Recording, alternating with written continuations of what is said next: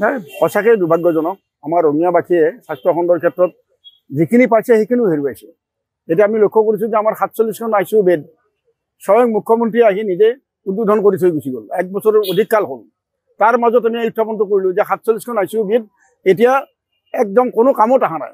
যি doctor nurse appointment দিছিল তেওঁলোককো বাহিৰত তেওঁলোকে এটাচমেণ্টত লৈ গৈছে, আমাৰ ইয়ালৈকে অহা নাই। গতিকে স্বাভাৱিকভাৱে আমি কৈছোঁ যে আজি প্ৰায় 4,52,00,000 টকা, ধেমালি টকা নহয়, অলপ টকা নহয়, এই টকা খৰচ কৰি পেলাই আজি ৪৭খন ICU বেড নিষ্ক্ৰিয় কৰি ৰখাটো মই ভাবোঁ যে চৰকাৰৰ পক্ষে আচলতে এইটো এটা অক্ষমনীয় অপৰাধ।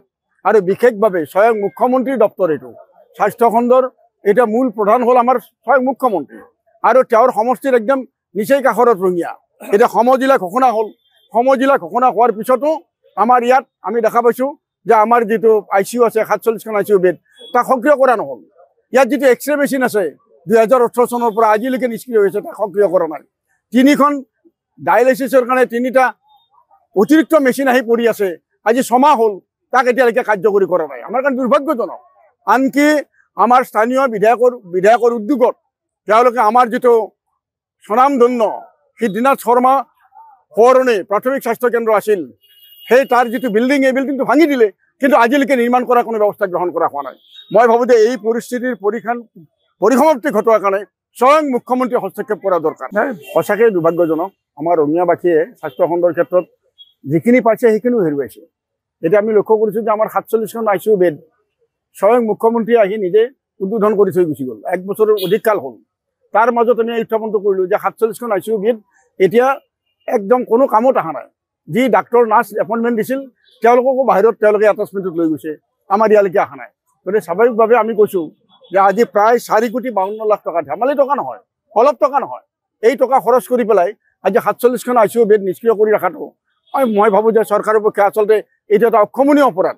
আৰু বিশেষভাৱে স্বয়ং মুখ্যমন্ত্ৰীৰ দপ্তৰ এইটো স্বাস্থ্যখণ্ডৰ এতিয়া মূল প্ৰধান হ'ল আমাৰ স্বয়ং মুখ্যমন্ত্ৰী আৰু তেওঁৰ সমষ্টিৰ একদম নিচেই কাষৰত ৰঙিয়া।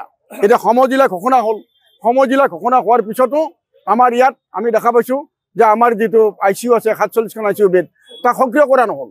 ইয়াত যিটো এক্সৰে মেচিন আছে 2018 চনৰ পৰা আজিলৈকে নিষ্ক্ৰিয় হৈছে, তাক সক্ৰিয় কৰা নাই।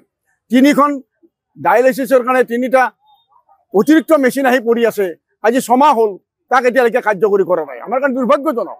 আনকি আমাৰ স্থানীয় বিধায়কৰ উদ্যোগত তেওঁলোকে আমাৰ যিটো স্বনামধন্য সিদ্ধিনাথ শৰ্মা সোঁৱৰণী প্ৰাথমিক স্বাস্থ্য কেন্দ্ৰ আছিল, সেই তাৰ যিটো বিল্ডিং, এই বিল্ডিংটো ভাঙি দিলে, কিন্তু আজিলৈকে নিৰ্মাণ কৰাৰ কোনো ব্যৱস্থা গ্ৰহণ কৰা হোৱা নাই।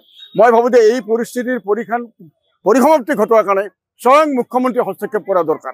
যিকোনো খবৰৰ বাবে যোগাযোগ কৰক 70901733 অথবা 7099017990 নম্বৰত।